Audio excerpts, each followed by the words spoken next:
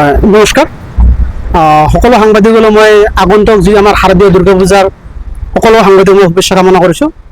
লগতে আজি মই ইউপিএলত যোগ দিয়াৰ কাৰণটো হ'ল মই প্ৰথমতে মই আপোনাৰ MP ইলেকশ্যনত মই বিজেপিত এটা সক্ৰিয় পদত আছিলোঁ। আমাৰ বিজেপিৰ ব্লকৰ OBC মৰ্চাৰ সভাপতি আছিলোঁ। পিছত মই বাই ইলেকশ্যনত কিবা এটা কাৰণত মানে এটা ইনচেণ্ট কেছ এটা হৈছে মোৰ লগত হোৱাতে মই BPFৰ লগত ইমান দিন জড়িত হৈ আছিলোঁ। মানে BPFলৈ জড়িত হৈ আছিলোঁ, BPF পাৰ্টি হিচাপত মোক ঠিকেই লাগি আছিল।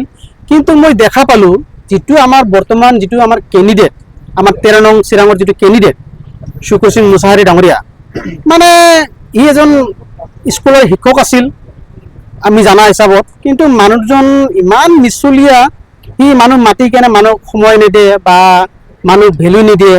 এনেকা মানুহ যদি আমাক এতিয়াই যদি এনেকৈ এভইড কৰে, পিছত জিকাৰ পিছত বা EM হোৱাৰ পিছত আমাক কেনেকৈ ব্যৱহাৰ কৰিব।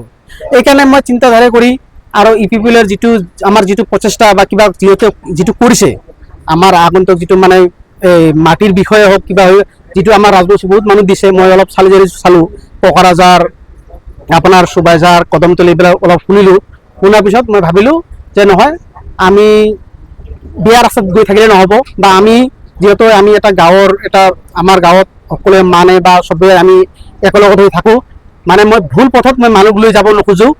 মই মানে বহুত চিন্তাধাৰা কৰি কিনে ভাবিলোঁ যে নহয়, আমি ইউপিএলত থকাটোৱেই আমাৰ দৰকাৰ।